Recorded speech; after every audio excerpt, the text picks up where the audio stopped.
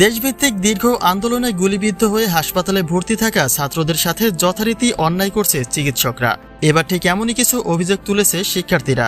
বলা হচ্ছে মানুষের পাশে দাঁড়ানোর জন্য নয়, বরং সাধারণ জনতার থেকে ডাকাতি করতেই হাসপাতাল নামক প্রতিষ্ঠান গড়ে তোলা হচ্ছে।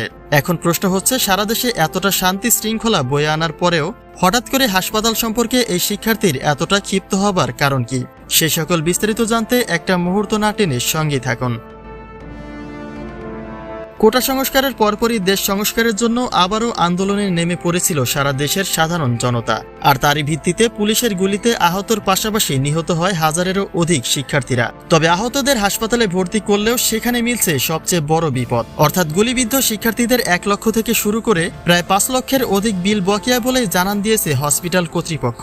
আর তারই ভিত্তিতে আহত শিক্ষার্থীদের দাবিতে সেই একই এলাকার একজন শিক্ষার্থী উপস্থিত হতে চাইলে প্রথমে তাকে বাধা দেওয়া হয়। তবে খানিকটা সময় যেতে তিনি প্রবেশ করে আহতদের বকেয়া বিল দেখা মাত্রই যেন আসমান থেকে জমিনে পড়েছেন। কেননা সেই শিক্ষার্থীর ভাষ্যমতে যেই ব্যক্তি শুধুমাত্র একটি গুলি খেয়েছে তাকেও প্রায় 1.5 লক্ষ টাকা বিল করা হয়েছে।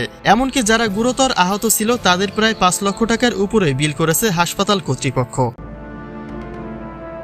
তবে শুধুমাত্র একটি হাসপাতালেই নয়, বরং দেশের একাধিক হাসপাতালে এই একই কর্মকাণ্ড করা হচ্ছে বলে জানিয়েছেন এই শিক্ষার্থী। তিনি অভিযোগ দাঁড় করিয়ে বলেন, দেশের জনতার এমন খারাপ সময়ে তাদের উচিত শিক্ষার্থীদের পাশে দাঁড়ানো, কিন্তু তারা সম্পূর্ণ উল্টোটা দেখে সাধারণ জনতার থেকে টাকা হাতিয়ে নিচ্ছে হাসপাতাল নামক প্রতিষ্ঠানগুলো। আর হাসপাতাল কর্তৃপক্ষের বিরুদ্ধে তার কোনো ব্যবস্থা নেওয়ার সামর্থ্য না থাকায় শিক্ষার্থীদের আহ্বান জানাতেও দেখা যায়। কেননা শিক্ষার্থীরাই পারে দেশের সকল প্রকার সিন্ডিকেট বন্ধ করতে, যা কিনা ইতিমধ্যেই প্রমাণ করে দিয়েছে ছাত্র জনতা।